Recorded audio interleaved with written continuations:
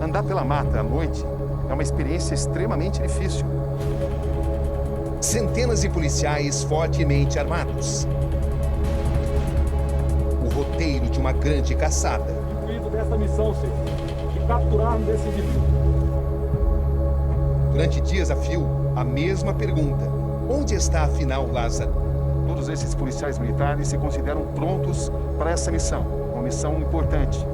A missão de localizar Lázaro Barbosa. O homem capaz de caminhar no meio da noite mata dentro, sobrevivendo às agruras das condições inóspitas, se escondendo e se deslocando. No meio da mata, uma grande movimentação. Nesse momento, 20 viaturas, com mais de 50 policiais, partem para a área onde Lázaro Barbosa foi visto pela última vez. E o depoimento-chave. Nós a encontramos no interior do estado. Esta é Ellen, a mulher de Lázaro. Ellen, como é que está a sua vida ultimamente? Assim, virada de cabeça para baixo, né, cabelo? É muito arrasada, muito triste com essa situação que está acontecendo. Vamos falar sobre tudo isso? Vamos, sim. Podemos sentar? Sim, fica à vontade. E esta é a filha do casal, de olhos brilhantes e ávidos. Ela tenta entender o porquê da foto do pai estar o tempo todo na TV. A sua filha com Lázaro tem hoje 2 anos. Um dia ela vai crescer. Como é que você pretende contar a ela sobre tudo isso? Ai, eu não sei nem como. Já pensou sobre isso?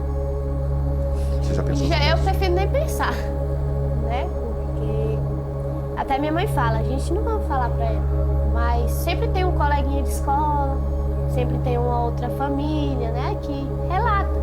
E a gente sempre é curioso, né? Então, com toda essa repercussão, eu acho que ela pesquisaria na internet se eu não falasse. Então, não tem jeito, né? Eu falando não, ela vai ver. Com a criança no colo e com a aparência fragilizada, Ellen começa a contar de sua vida com Lázaro. Que a gente quer a verdade sobre ele. Sim. Então, assim, ele era um bom marido, entendeu? Defina Todo bom casal, marido. todo casal tem suas brigas, suas arrogâncias, mas de agressão, não. Pra mim, não. Você nunca notou nenhum tipo de agressividade por parte dele? Não, só arrogância mesmo, às vezes era arrogante, né? Como todo, até eu mesmo sou arrogante, todo mundo tem uma parte de arrogância sua, mas de agressão a mim não. Porque Você eu sei pretende que a o sua amor filha dele... continue tendo um contato com ele? Sim. Porque ainda Mesmo que isso signifique uma visita na prisão? É, tem essa parte também, né, Cabrini? Mas o amor dele pela filha dele é verdadeiro. Você não tem dúvida disso? Não. E por você? Por mim, o quê, assim? O amor? O amor dele por mim é verdadeiro também, mas eu acho que eu não quero viver essa vida mais dele, tá? Assim, eu não quero viver essa vida de ter que... Porque mesmo ele estando preso, eu vou estar junto. Se eu for ter que estar visitando ele, entendeu? Ele foi uma pessoa boa pra mim, mas a confiança acabou, cara. São 2 horas de conversa. Você tem receio que o Lázaro seja morto? Tem. Tem, porque ele não quer se entregar, né, Cabrini? Como é que você acha que está a mente dele nesse momento? Não sei, eu acho que ele tá ali, pelo jeito ele tá pra matar ou morrer, né? Porque ele não quer se render. Pelo que ele mostra, ele não quer se entregar. Tensão, emoção extrema. Você tem recebido ameaças? Assim, eu ouço boatos só. Que hoje mesmo uma mulher me falou ali que pra mim não ficar andando na rua, né? Porque eu fui me encontrar com os policiais ali e ela falou pra mim não ficar andando na rua, porque tem muita gente comentando em ônibus, por que não pega a mulher dele, mata, corta o pescoço, mata, pra ver se atinge ele, já que ele não se entrega. Entendeu? Então a gente tem medo. Ele Confidências. É justo que ele seja visto como um monstro? Pelo que ele fez, não como um monstro, mas como um assassino, né? Muito cruel. E assim... Fala-se em 10 mortes, você deve ter ouvido isso. Já ouvi. 10 mortes. 8, 10, né? De agressão. Desabafos. Você tem acompanhado as descrições que as pessoas têm feito a respeito dele? Sim. O que você tem ouvido falar sobre ele nos últimos dias? Que ele é maníaco, né? Psicopata. Que quando ele ia roubar, fazia as pessoas tirar a roupa. Não, isso é Eu acredito, mas não consigo aceitar o porquê, né? Você está se perguntando muito isso? Sim. E apelos. Você sabe que, independente do que aconteceu, todos nós chamamos. Não apoiamos o que você fez. Jamais. Mas...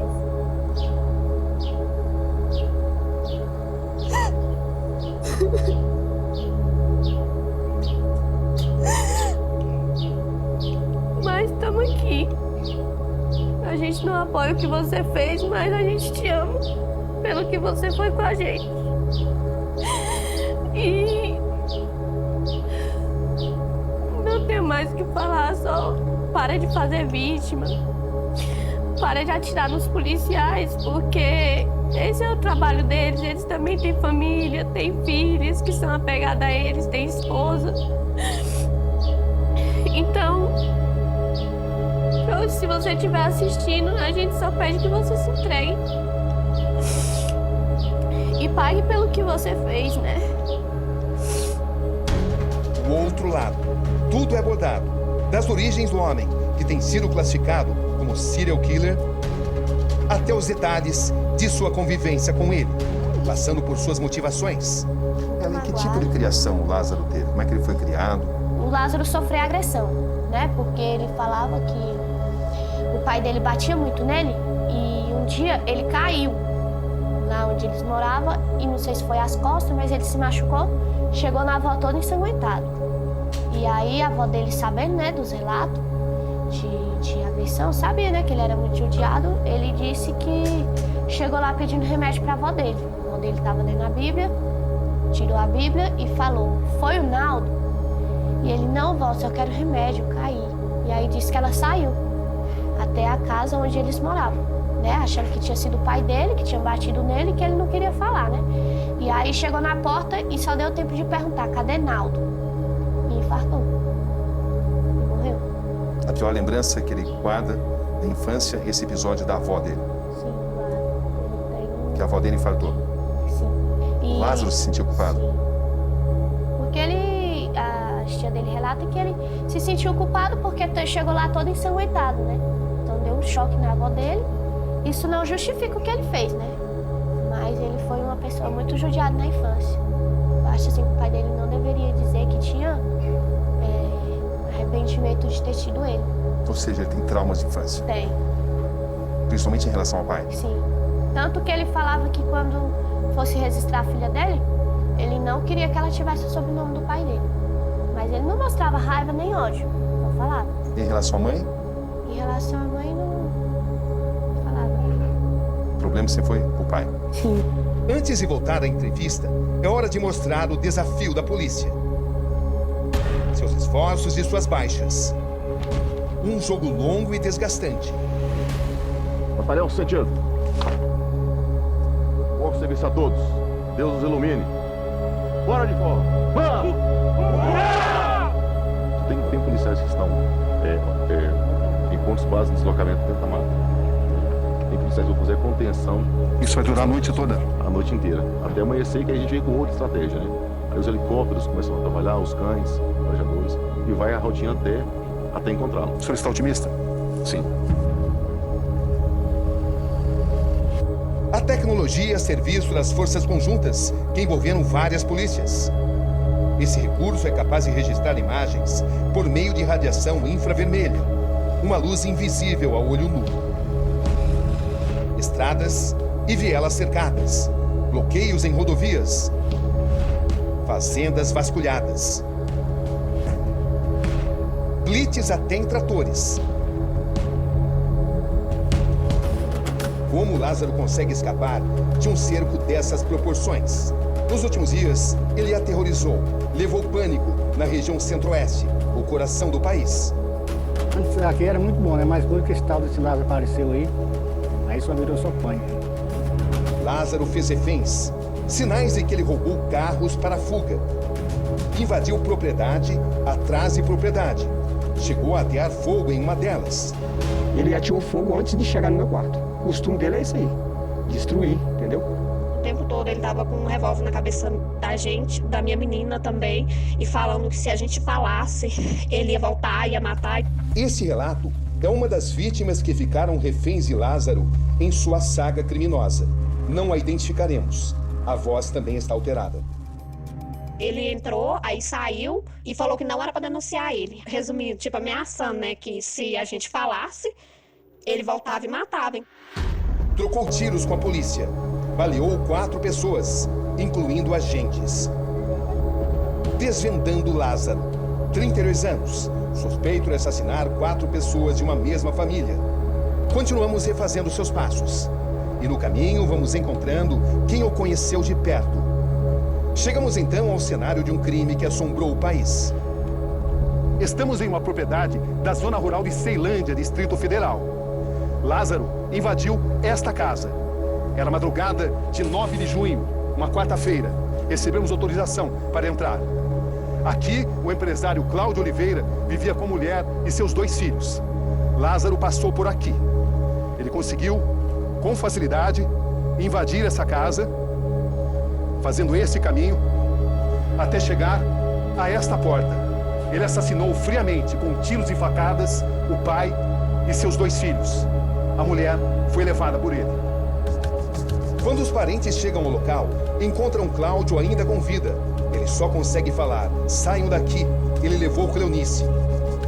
O empresário morreu pouco tempo depois. Assim, depois de assassinar Cláudio Vidal de Oliveira, de 48 anos, seus filhos Carlos, de 15, e Gustavo, de 21, Lázaro partiu para sua próxima execução.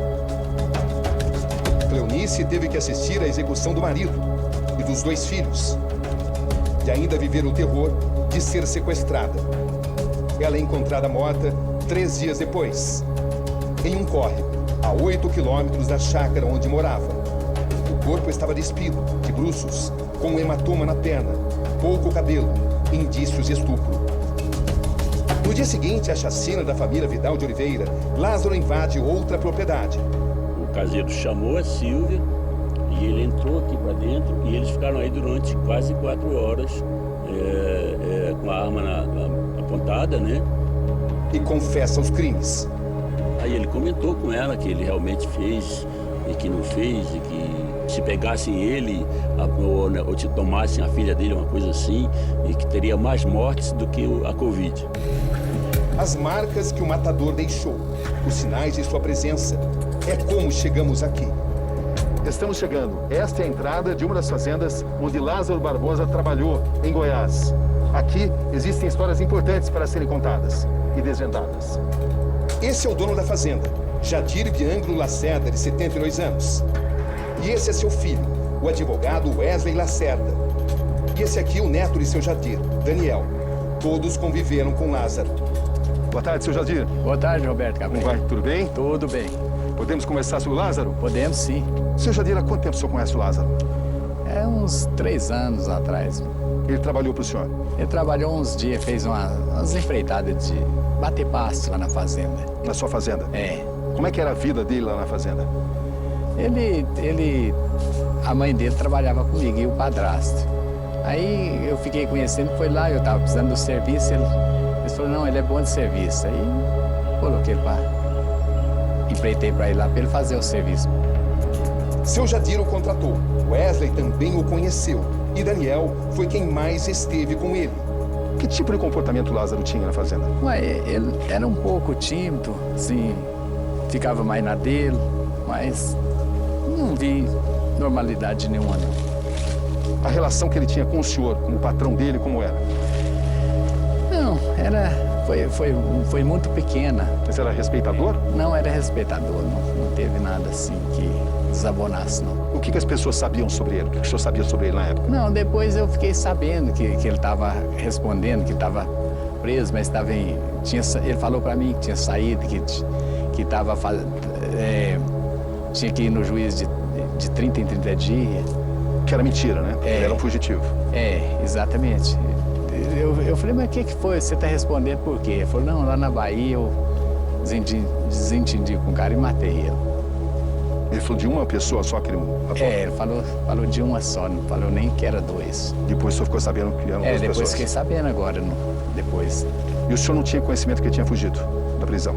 Não, tinha não. Passou pela sua cabeça que ele poderia se tornar uma pessoa tão perigosa como se tornou?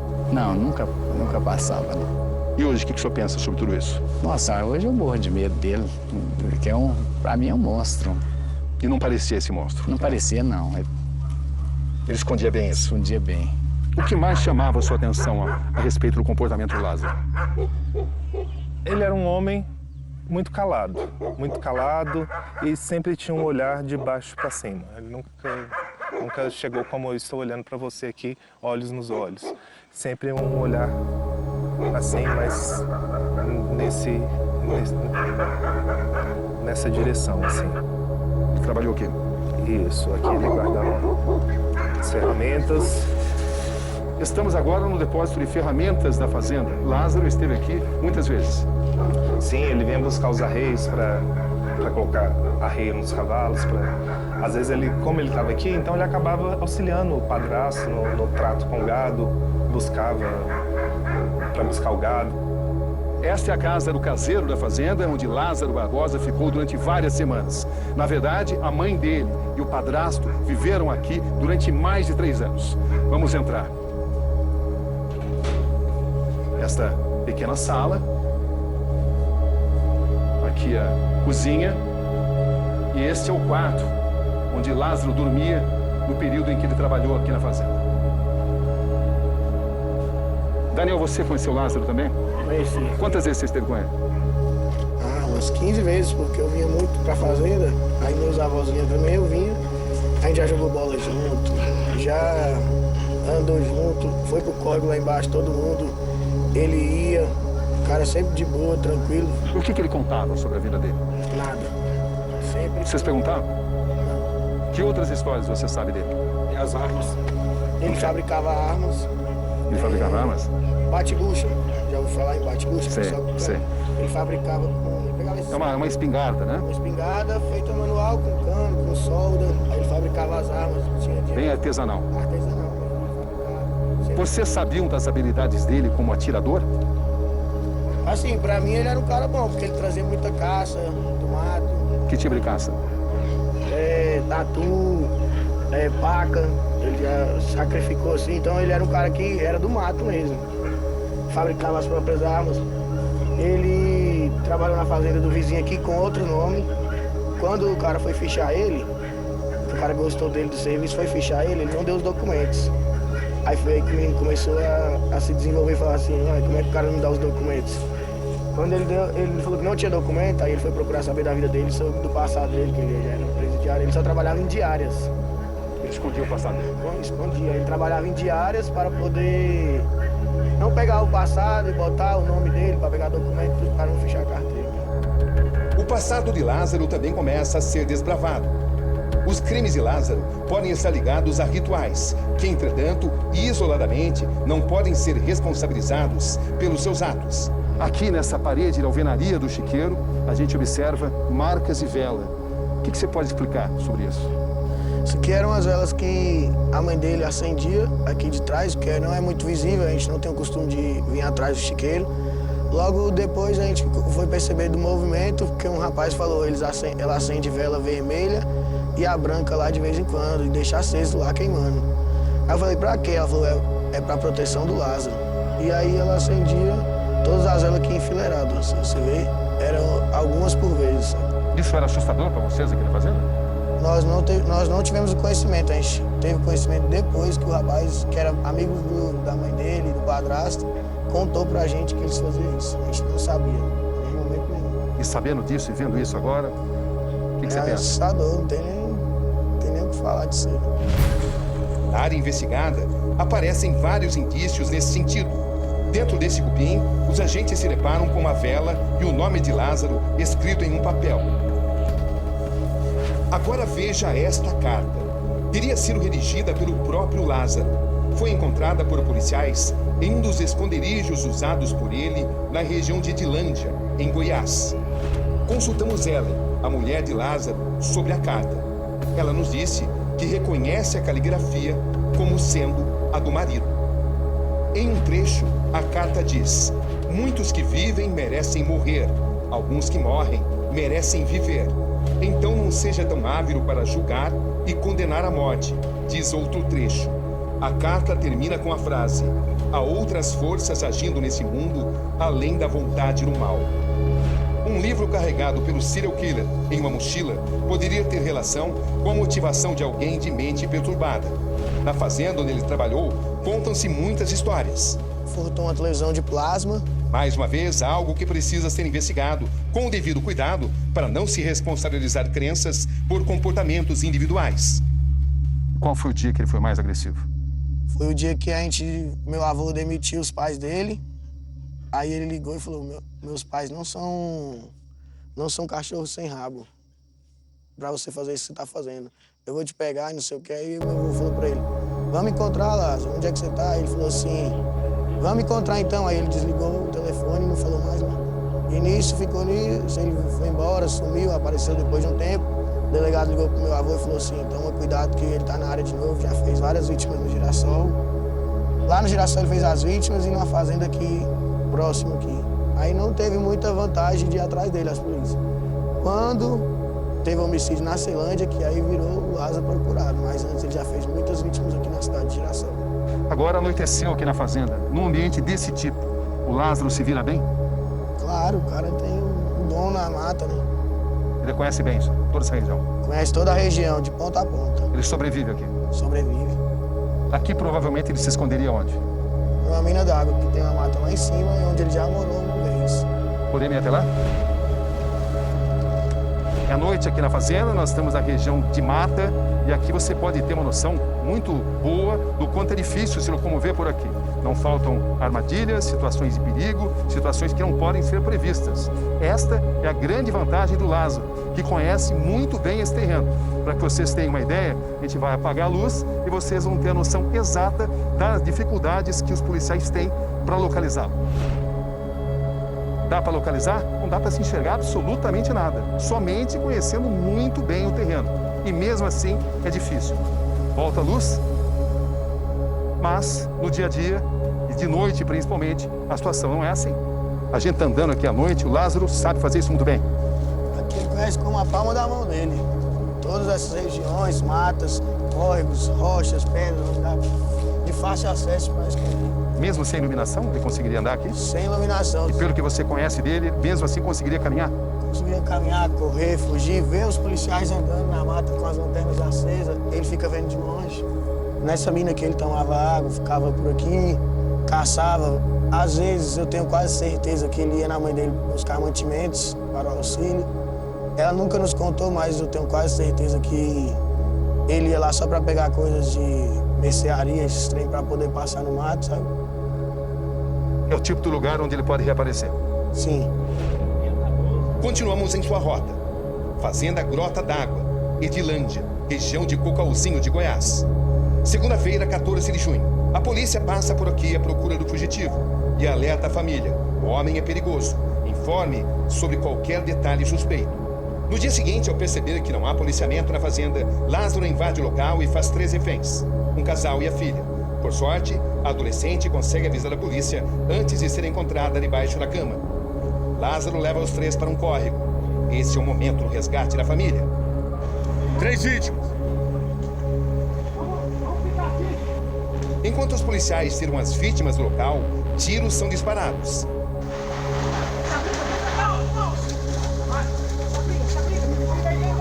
Sai do rio! Sai do rio! Sai do rio! Um policial é atingido de raspão no rosto. Ele é levado ao hospital e recebe alta no dia seguinte. A família é libertada, mas Lázaro escapa mais uma vez. Os detalhes de sua ficha criminal. No total, 7 mortes são atribuídas a ele, mas já se fala em 8 ou até 10. Em Goiás e no Distrito Federal, um histórico de roubo, estupro e porte ilegal de arma de fogo. Abril de 2021, outra invasão e mais mortes. Dessa vez é na pequena cidade de Girassol, a 30 quilômetros da chacina em Ceilândia. Lázaro Barbosa teria assassinado 2 pessoas, como conta o dono da fazenda. Chegou na fazenda por volta de entre 18 e 19 horas e matou o meu caseiro e matou o cunhado do meu caseiro. Ele nasce em Barra do Mendes, no interior da Bahia, a 500 quilômetros da capital Salvador, uma região amedrontada desde 2008. É quando Lázaro, aos 19 anos, inicia sua vida criminosa. Na época, ele tenta atacar esta mulher. Na noite de domingo, no mês de novembro, alguma pessoa passou para o fundo da minha casa e tentou entrar pelo vidro do banheiro, mas não conseguiu. Aí eu senti que algo estava acontecendo e comecei a gritar, pedir socorro. Quando ele viu que os vizinhos começaram a chegar para me ajudar naquele momento de angústia, foi um momento que essa pessoa fugiu. A dona de casa é salva pelos vizinhos. Mas, horas depois, os 2 homens são mortos. Seria uma vingança. Na época, Walter Lourenço, sargento da PM de Barra do Mendes, é o responsável por capturar Lázaro. Hoje, ele é um cara experiente no mundo do crime. Eu acho que Lázaro não se entrega, ele não se entrega. Por que ele não se entrega? Porque ele tem experiência no mato, ele é caçador, ele conhece todo o mato, sempre está de olho na noite, que ele não anda durante o dia, ele só anda durante a noite. Aqui também era da mesma forma, ele não andava durante o dia, só andava durante a noite, quando ele sabia que a polícia estava ali alojada. Quando a polícia se alojava, ele começava a andar. E ali é o perigo dele, é nessa hora. Na zona rural de Brasília, encontramos a irmã do padrasto de Lázaro. Esta é Glória Salles, de 38 anos. Dona Glória, a senhora conhece o Lázaro? Conheço. A senhora é irmã do padrasto dele? Sou. O que a senhora sabe sobre o Lázaro? Que tipo de pessoa ele é? O moço, até no meu ponto de vista, é uma pessoa mau, né? Porque matar 2 pessoas como eles mataram lá na melancia, e um povo inocente, eles eram trabalhador, né? E acho que ele tentou ainda estrupar a minha prima. E hoje ela está lá no município, na cidade de Barra do Mendes, ela está muito com medo. A senhora o conheceu na Bahia? Conheci, vi ele uma vez sozinha na Bahia. Certo. Ele era novo e eu também era, aí eu ia lá para a cidade plantar minha irmã. O que a senhora conhece sobre as origens dele? O moço faz como fala, né? Nunca foi coisa boa, não. Ele foi criado só com uma mãe e o outro irmão que mataram aqui também, em Goiás, e nunca foi coisa boa, não. Depois dos crimes, Eva Maria, mãe de Lázaro, voltou assustada para a Bahia. Ela quer que o filho pague pelo que fez. Então eu queria que ele se apresentasse, se entregasse, porque mesmo não vai ter jeito, né? E ele também está correndo risco de vida. O pai de Lázaro, Edinaldo Barbosa, pede desculpas pelos atos do filho. Fazer nada eu não posso. Mas o que eu posso fazer em palavras é tentar confortar os corações e pedir muita desculpa por eu ser pai de uma pessoa desequilibrada, assassina e que eu considero como monstro. Qual o maior trauma que o Lázaro tem da infância? De ter sido judiado muito pelo pai. De ter visto muito a mãe dele apanhando. Tanto de marido quanto de padrasto. Entendeu? E eu acho que o maior trauma dele foi esse. Tanto que ele relatava que ele não gostava, que às vezes dava uns tapinhos, né? Brigava com ela assim, firme mesmo, botava de castigo, ele não gostava. Às vezes eu botava ela em cima da cama e ela ficava chorando, né? Chamando ele pra ele tirar, porque filho é assim, quando a gente é assim, fazendo coisa errada, ele não era de bater nela. Nem você? Não. Só às vezes dá uns tapas nela mesmo, mas não forte, né? Quem? Eu. Você? Ele não? Sim, não. A mulher de Lázaro hoje tem medo de sair na rua. Ellen vive praticamente escondida. Por questões de segurança, não revelaremos onde ela está. Ela imagina dias melhores para ela e a filha, mas a tempestade promete ser longa. Ela procura proteger a pequena. Ellen, você tem receio de que ele apareça aqui, à procura da família dele, procure vocês? Olha, Cabrinho, eu tenho porque... Você gostaria que ele viesse? Não. Mas você pensa sobre isso? Penso porque ele vem atrás da filha dele. Se ele tiver uma oportunidade de sair dessa mata e vir, ele vem. Entendeu?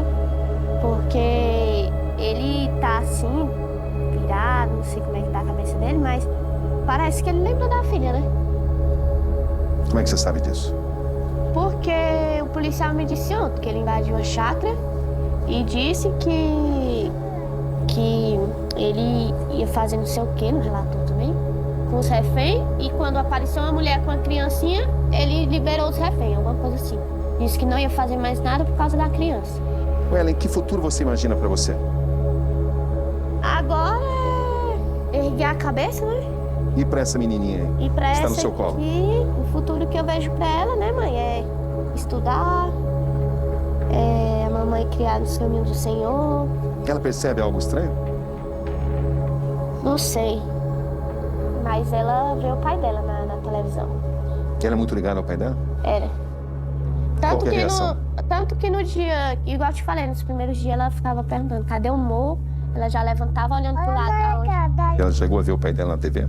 Chegou, aí ela falou assim, ó, o papai lá, mamãe. A gente tentando disfarçar, né? Mas aí, acho que foi no sábado ou no domingo, a gente tava ali na casa da minha tia e tava todo mundo comentando, né? Aí eu acho que ela percebeu. Aí quando foi na cama, ela tava falando. Primeiro ela dormiu muito e disse que tinha falado com o Mo. Né? Ela falou, mamãe, falei com o Mo. Aí depois ela tava lá na cama falando, Jesus, deixa o papai fazer mal não, Jesus. Mas agora ela vai crescer praticamente sem pai.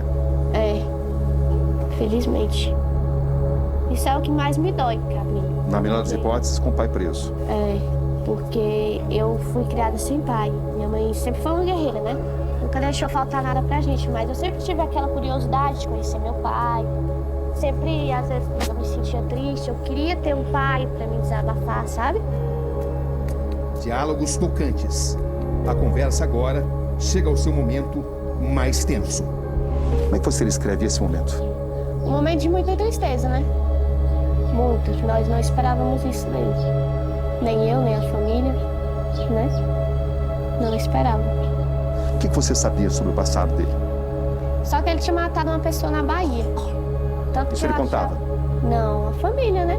O que ele contava sobre isso? Depois que ele matou a primeira vez na vida dele, a vida dele nunca mais foi a mesma, né? Vocês falavam sobre isso? Ele falou uma vez só pra mim, né? O que ele te contou exatamente? Não falou sobre homicídio, só falou que se arrependia. E você chegou a ficar com receio de estar junto com uma pessoa que tinha cometido um crime? Não, porque assim, eu achava que ele já tinha pago pelo que ele fez e ele era uma pessoa muito gente boa. E por que vocês se separaram? Ele disse que ia embora. Por quê? Ele ia embora pelo que eu te falei, que estavam espalhando foto dele. Mas Se ele não tivesse sendo procurado pela polícia, vocês estariam juntos ainda? Sim, estaria sim. Então não houve um desentendimento entre vocês? Não houve. E quanto tempo faz que vocês não vivem juntos? Que a gente não se vê, essas coisas, desde quando ele saiu, na terça-feira. E no outro dia... Terça-feira? Na terça-feira e na quarta, de terça pra quarta, aconteceu essa tragédia. Ele não deu mais notícia. É justo dizer que você é a mulher dele? Não sei. Sei. Não mais? Não sei. Aí começou a chegar a mensagem, aí ele falou, não, isso aí é mentira.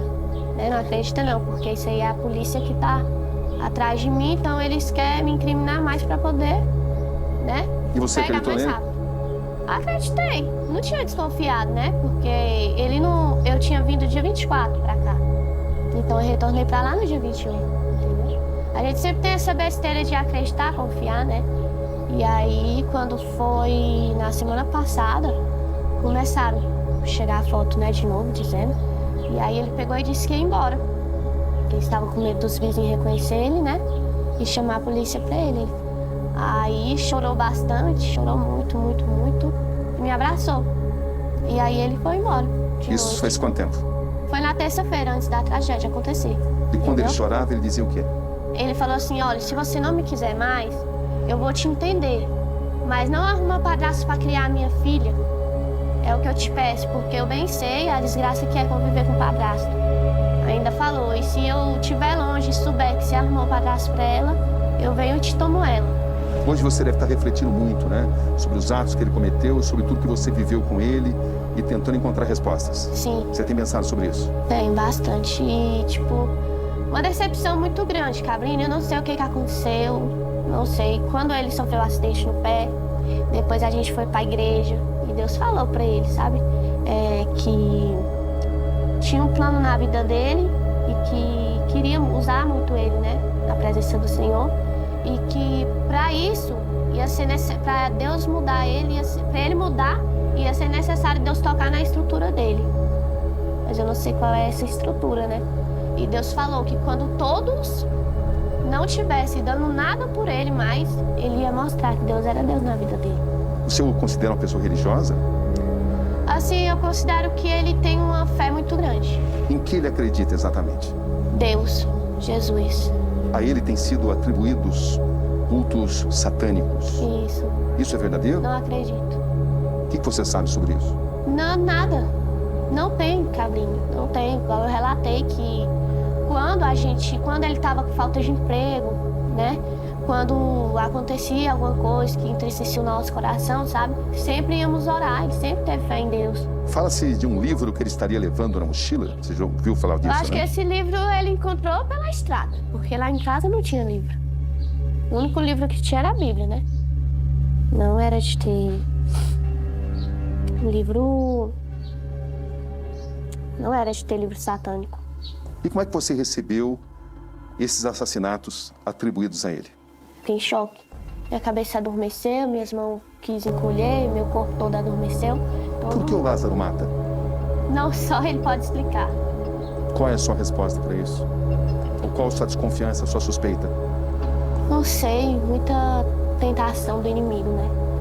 Porque o inimigo veio para matar, roubar e destruir, né? Então eu acho que é isso.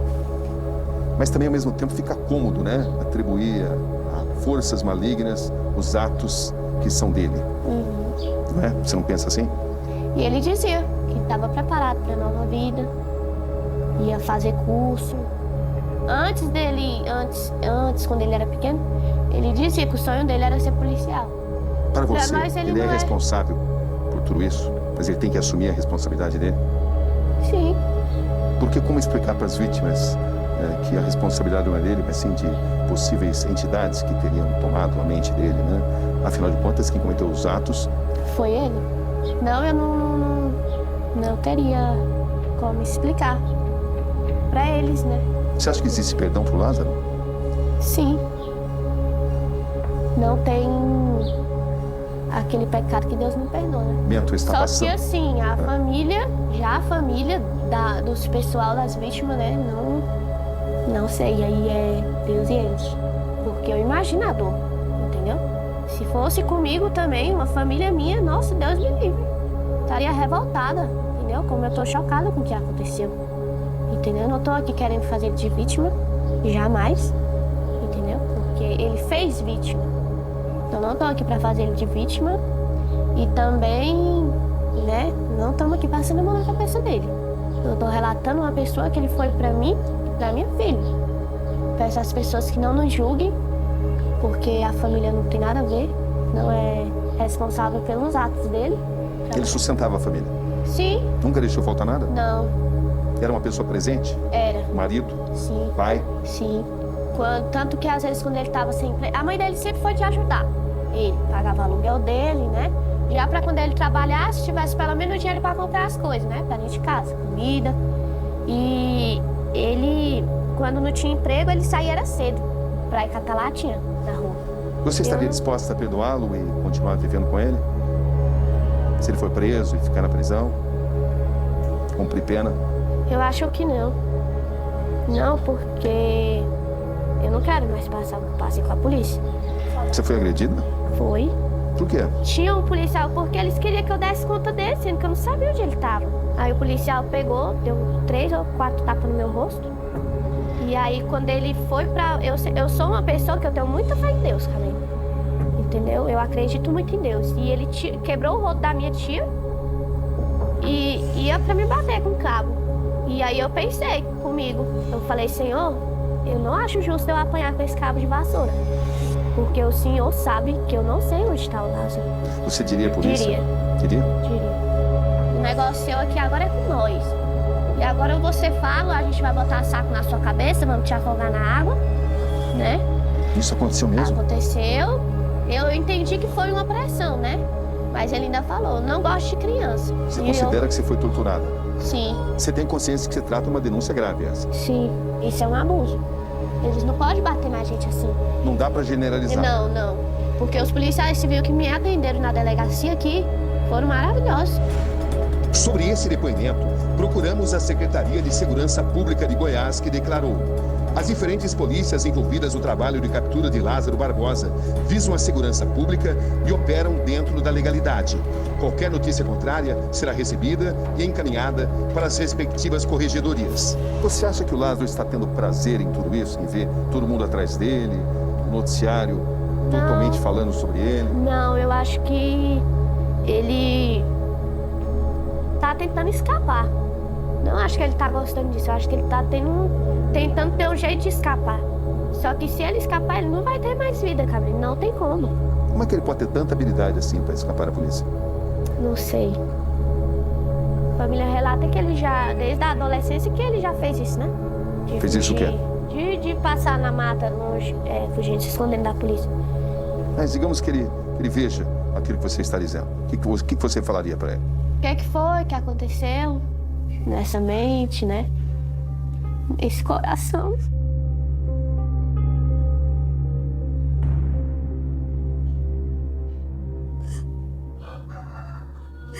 Quero um marido tão bom e um pai também. O que aconteceu nessa mente, nesse coração? Que revolta foi que te levou a fazer isso?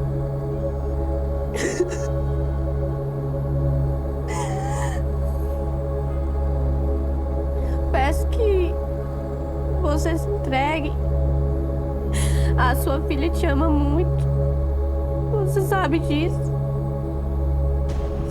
Nos primeiros dias ela estava sentindo muito sua falta.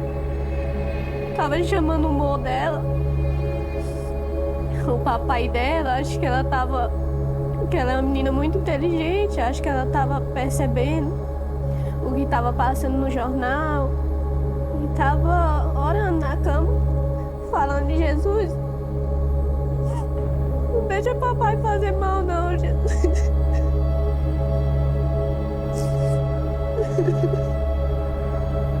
Para terminar essa entrevista, Ellen, o que você gostaria que as pessoas soubessem? Que ele... Assim, eu gostaria que as pessoas soubessem, igual muitos estão falando, que eu era cúmplice, que eu sabia das coisas, que eu tinha que morrer, entendeu?